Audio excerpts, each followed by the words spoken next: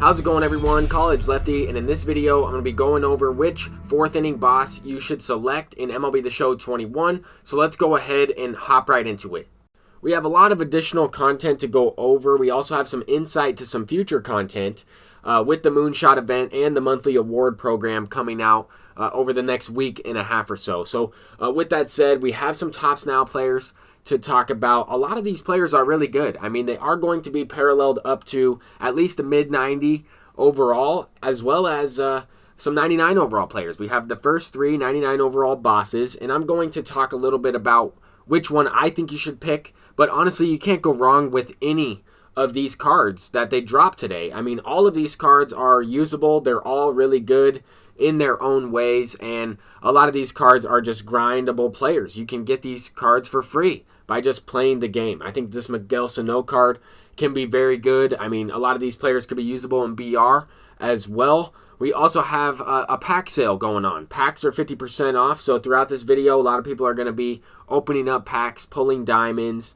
and I would suggest potentially buying some packs and opening them up, or potentially saving them for when we have a stub sale or when the cards actually go up in price. But anyway, I wanted to talk a little bit about some tips regarding that. The headliner card is available. The headliners are not 50% off, right? They're just the show packs are 50% off, but 37,500 stubs for 50 packs is definitely a good purchase. I went ahead and purchased a 50-pack bundle myself, but I will probably wait to open up these cards. I opened up the Ball as a Habit. I pulled a gold, but that's all good. I plan on waiting a little bit, opening these up in future videos for you all to see. But we do have the Set 21 headliner, very similar to the Dwight Evans we got in last year's game. I talked about that in my previous video. I included the screenshot of his attributes from last year. Solid card all around. He will actually get 99 fielding as well. But we're going to go ahead and get into the 4th inning program. We're going to be breaking down everything involved with this. We get some packs, we get some ball player items,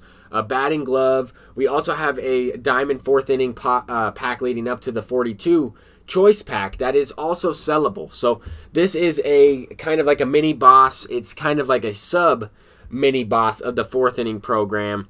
We also have some better ones to go along with these 3 players. But John Smoltz is getting his first starting pitching card in Diamond Dynasty. They made a joke about how many cards will John Smoltz have. John Smoltz is always a good prediction for anything because he will get, multiple cards in the game. But this card looks pretty decent for an 88 overall. I mean, I'm not sure where you would use this card, but you might try him out. Same type of thing here with Tony Perez. Not the greatest, all-around player in terms of end game, but he will be usable somewhere. 91, 95 contact and power against right is not bad. That's still pretty good. Raleigh Fingers always has, pretty good pitch mix. He's got the fork ball. He's got some pretty good all-around attributes generally in the game. One of my favorite relief pitchers to use. Kind of a decent 89 overall right there. We also have this 42 choice pack right here. This one's sellable. And then, of course, the 4th inning classic pack. Also kind of like a sub mini boss there to go along with the 4th inning. These are the players included in that pack, right? 91 overall Tommy Edman, switch hitting card once again, decent player all around.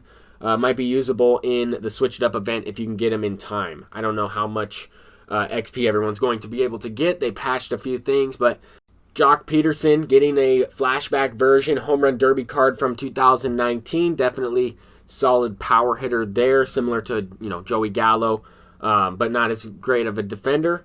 We also have Trevor May, not a bad card at all. We get an additional equipment items here. This is for the 4th of July and for the home run derby and things like that coming up, All-Star Weekend and all that stuff.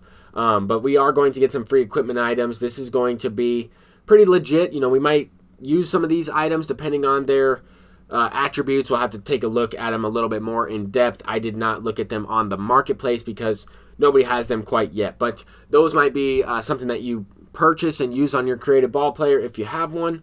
I already have a lot of diamond equipment. But here we have the 4th inning boss pack at 350,000 XP. We are going to have Wander Franco, Christy Mathewson, and Eddie Murray. My predictions were completely off. Obviously, we didn't get any of the 3. Wander Franco was already revealed, but this Christy Mathewson is surprisingly really good, and Eddie Murray is a Gold Glove version, but he can really hit. He has a great swing. It's going to be tough to say which one you should select. I think if you really enjoyed using the limited time Wander Franco, then obviously he might be the selection that you go with. If you need an infielder, if you don't have Trevor Story, if you need, maybe a second baseman, maybe a third baseman, I have Jackie Robinson and Chipper Jones. So I don't think I'll be going with Wander Franco specifically for this pick, but I would also recommend, trying to get all three of these bosses pretty much would be the best piece of advice I can give you. I think Christy Mathewson is honestly the pick here because we have so many left-handed starting pitchers. We need some 99 overalls. I think because of the 99 screwball with control and break, I mean, this card is literally insane. Like, look at these control attributes. I don't know why you wouldn't want to try this card out at the least. His motion is not that great, but this pitch mix with this control, this break, this velocity, I don't know how you can pass this card up, right? If you parallel this card up to even the first tier, he's going to have 80 velocity. I know it increases that attribute. I'm not necessarily sure what it does to the individual pitches, if it does anything at all. But I would think that it would just help your velocity differential out at the least in game, even though it might not represent it on the player card. But anyway, this Eddie Murray card is amazing as well. I think if you don't have David Ortiz, you can't go wrong selecting this card. And I'll probably replace David Ortiz with this card because of the defense, because he's very similar. He's a switch hitter with a similar type of swing. I don't know. I want to try out all three of them. I'm probably going to pick who's ever going for the most amount of stubs, right? That's always a good piece of advice as well. But I think Christy Mathewson might be the most valuable there, even though I don't usually value starting pitching that much. The last few programs, I've gone with the pitchers, or I've at least used the pitchers the most often. But anyway, we do have a 90-plus live series diamond pack at the end of the program. We also have a brand new collection with this My Ball player and the perks that go along with it. Kind of interesting.